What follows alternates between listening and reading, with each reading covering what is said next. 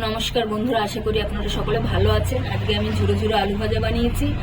এখন নতুন আলু উঠেছে বাজারে অনেক, কিন্তু এই নতুন আলু দিয়ে ঝুরো ঝুরো আলু ভাজাটা ভালো হয়। রোজ দিন একঘেয়ে আলু ভাজা খেতে ভালো না লাগলে এইভাবে বানিয়ে নেবেন ঝুরো ঝুরো আলু ভাজা। চলুন দেখা যাক কি করে বানিয়েছি। ঝুরি ঝুরি আলু ভাজা করার জন্য আমি নতুন আলু দুটো খোসা ছাড়িয়ে ধুয়ে নিয়েছি। এবার একটা ঘষণি দিয়ে এগুলো দুটোকে ঘষে নেব।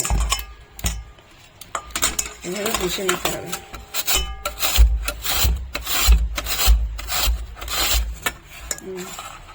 এরকম ভাবে দুটো আলু ঘষে নেব। আলুটা আমার ঘষা হয়ে গেছে, এবার এটাকে ভালো করে ধুয়ে নেব। এবার আলুটাকে এরকম কচলে কচলে 2-4 বার ধুয়ে নিতে হবে। আলুর ভেতরে যে আঠাটা আছে ওটা পুরো বের করে ফেলতে হবে ধুয়ে। আলুগুলো আমি 3-4 বার ভালো করে কচলে কচলে ধুয়ে নিয়েছি। এখন জল দিয়ে 10 মিনিটের জন্য জলে ভিজিয়ে রাখবো। এবার আমি আলুগুলোকে জল ঝরিয়ে নিলাম, এখন ছাঁকনিতে রেখে জল ঝরিয়ে নিয়েছি। এবার ভাজবো।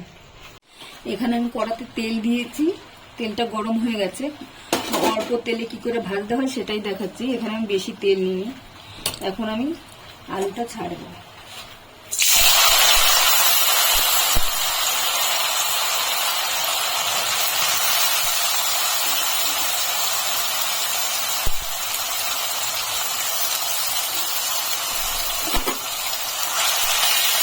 একটু নাড়িয়ে দেবো, 1-2 বার নাড়িয়ে দেয়। আর বেশি নাড়াচাড়া করবো না, এখন সরিয়ে রেখে দেবো মিডিয়াম গ্যাসে। এবার আস্তে আস্তে একটু উল্টে দেবো। বেশি বেশি ঘাটাঘাটি করবো না, আস্তে আস্তে উল্টে দিয়ে আবার রেখে দেবো।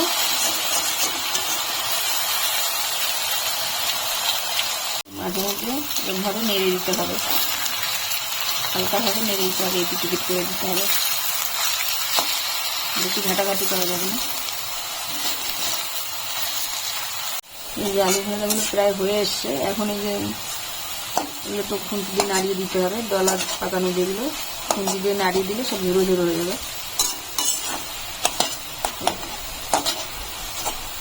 এগুলো নাড়িয়ে দিতে হবে। আলু ভাজাটা আমার হয়ে গেছে। এখন আমি গ্যাসটা বন্ধ করে দেবো।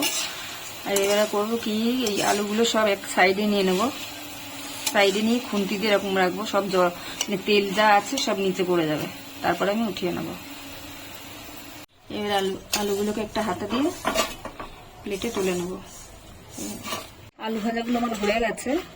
আমি উপর দিয়ে আর একটা টিস্যু পেপার দিয়ে দিচ্ছি। যদি বেশি তেল থাকে তাহলে টিস্যু পেপারে সব টেনে নেবে। এটা ভাজার সময় আমি লবণ দিইনি, সেই এখন আমি বিট নুন ছড়িয়ে দিচ্ছি। কারণ ভাজার সময় লবণ দিলে নরম হয়ে যাবে, সেজন্য দিইনি। আর এর মধ্যে আমি মেশাবো ম্যাগি মশলা। আপনারা চাইলে এটা মেশাতে পারেন, না মেশাতে পারেন। আমার কাছে ম্যাগি মশলাটা ভালো লাগে গন্ধটা, তাই আমি এর মধ্যে দিচ্ছি।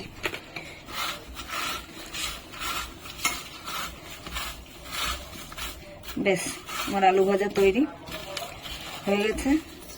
দেখুন কেমন মচমচে হয়েছে, আওয়াজ হচ্ছে। রোজ রোজ একঘেয়ে আলু ভাজা খেতে না ভালো লাগলে মাঝে মধ্যে এরকম ভাবে আলু ভাজা করে নিতে পারেন। আলু ভাজাটি আমার তৈরি হয়ে গেছে। আমার রেসিপিটি যদি ভালো লাগে তাহলে একটা লাইক করবেন, কমেন্ট করে জানাবেন কেমন হয়েছে, আর একটা সাবস্ক্রাইব করবেন।